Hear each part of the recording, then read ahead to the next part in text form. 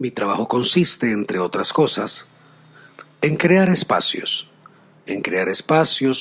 y desarrollar contextos organizacionales que favorezcan la inclusión de todas las voces necesarias para ejecutar la estrategia del negocio, dando lugar con ello a espacios inclusivos ricos en recursos y posibilidades. Semejante consigna topa con desafíos a la hora de implementar prácticas que promuevan la inclusión justamente, no como un fin en sí mismo, cosa que sería un despropósito, pero sí como un camino, uno que en términos prácticos de implementación requiere un abordaje semejante al de otras iniciativas estratégicas.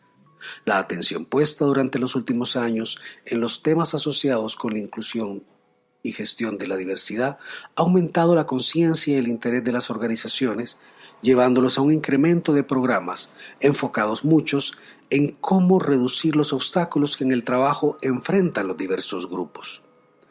A pesar de ello, los resultados todavía no son aquellos esperados. De hecho, no más de un 20% de los directorios de las empresas más importantes del mundo tienen mujeres dentro de su directorio y menos de un 6% de las posiciones más altas de directorio son ocupadas por mujeres. Y a pesar de que muchos estudios muestran, por ejemplo, los estudios hechos por Thomson Reuters, que aquellas firmas que incluyen a mujeres en su directorio tienen tendencias de crecimiento o muestran tendencias de crecimiento más elevadas que sus contrapartes que no tienen damas en su directorio, para mencionar un grupo en particular. Un estudio reciente de Boston Consulting Group entrevistó a más de 16,000 ejecutivos y ejecutivas, tratando de determinar qué funcionaba de los programas y qué se valoraba. Era interesante que de casi el 90% de las personas entrevistadas indicó que su organización ha lanzado iniciativas de diversidad y menos del 28% de las personas pertenecientes a los grupos target indicaban que los no han percibido aún los beneficios. No más del 28%. Ahora, ¿qué es lo que funciona? La investigación encontró que las compañías implementan acciones que caen dentro de 3 grupos. Una es que es volver a lo básico y la otra tiene que ver con iniciativas específicas por segmento. Dentro de volver a lo básico, se trata de implementar programas e iniciativas en los que todas las personas de la organización, con independencia de edad, género, etnicidad, estatus, LGTBQ, etc., estén de acuerdo que son necesarias y efectivas. Acá se incluyen cosas como políticas antidiscriminatorias, así es, entrenamiento para disminuir prejuicios e incrementar la competencia cultural, y la remoción de los prejuicios de las decisiones de evaluación y promoción. Por otro lado, hay también las iniciativas en las que empleados de cada uno de los grupos en conjunto con la gerencia consideran que son efectivas y que funcionan. Son acciones específicas de promoción de la diversidad que se pueden enfocar por grupos. Por ejemplo, en el caso de mujeres, cosas como programas de jornadas de trabajo flexible y teletrabajo se mantienen como las mejor calificadas. Muchas organizaciones ofrecen ya tales programas. Los grupos étnicamente minoritarios manifiestan preferencia por aquellas acciones que favorezcan procesos de reclutamiento ciegos, de tal manera que el tema étnico no aparezca como un criterio descalificador. Lo interesante con todo esto es que cuando le preguntan a aquellos que no son parte de los grupos minoritarios y consideran que hay prejuicios a la hora de hacer contrataciones, la diferencia es de 2/3 a 1/3 de las personas que dicen que no hay tales prejuicios. No hay más ciego que el que no quiere ver o del que no puede ver. Con respecto a la población LGTBQ, se mencionan como de los programas más importantes aquellas muestras de la organización de que son amigables con los grupos LGTBQ en actividades fuera de la compañía y también acciones que van por el ámbito de los planes de seguridad y de salud con cobertura semejante a aquellos de parejas, por ejemplo, heterosexuales.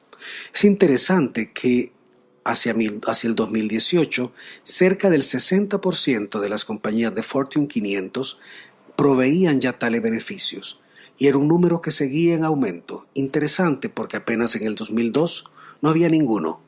En el 2012 llegó a 28% y a casi el 60% en el 2018. La nota tomada como referencia cita mucha más información relativas a medidas que pueden impulsarse para cada grupo específico adicional. Más, un aspecto que resulta interesante es que si bien cada organización implementa las acciones con sus propias variantes, 3 aspectos aparecen detrás de toda implementación exitosa: compromiso de liderazgo, acciones diseñadas a la medida para cada grupo, en cada organización,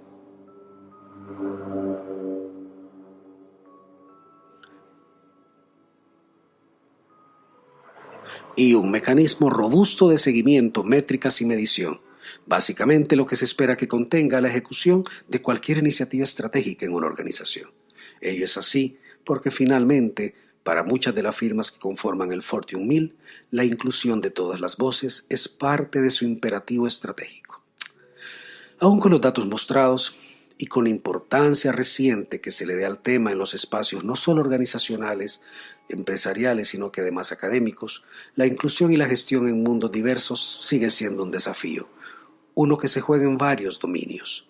Se juega en el dominio de la opinión, moldeando el sentido común en claustros, en la academia, en las corporaciones, en entes como el Foro Económico Mundial, espacios a donde si se hace tanto énfasis en la necesidad de incluir es porque existe la profunda sensación de exclusión, a donde ésta viene siendo una suerte de neorracismo. También se juega en el dominio de ser empresa, y a la nota que usé como base aporta mucho elemento de lo que ya se hace y funciona y de retos existentes para la implementación exitosa. Más, en el espacio de lo doméstico se juega una fuerte batalla también, esa que sutilmente aparece cuando en la mesa hablamos del otro como eso, lo otro. Aparece en forma de chota, de ironía, de chistecito. Aparece cuando nuestro hijo o hija nos habla de ese compañero cuya familia es XXX y que de manera inconsciente nos lanzamos a decir: los XXX son todos de tal forma. Y en ese momento hacemos obvia la diferencia entre nosotros los que estamos dentro y esos otros que no lo están. Así sea, que compartan con nosotros calles, barrios, servicios, mundos. La gran batalla se da en nuestro sentido común, en nosotros mismos y en la forma en que lidiamos con todo aquello que no se nos parece, con todo aquello que de nosotros no nos gusta, aquello de lo que no nos atrevemos, aquello que remitimos en sobresellado a la sombra y que en el momento menos pensado proyectamos en el otro.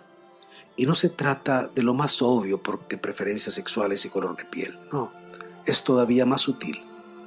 Tiene que ver con una mirada de escasez, desde el miedo, en el que me niego a compartir espacios de escucha con el otro, como un legítimo y genuino.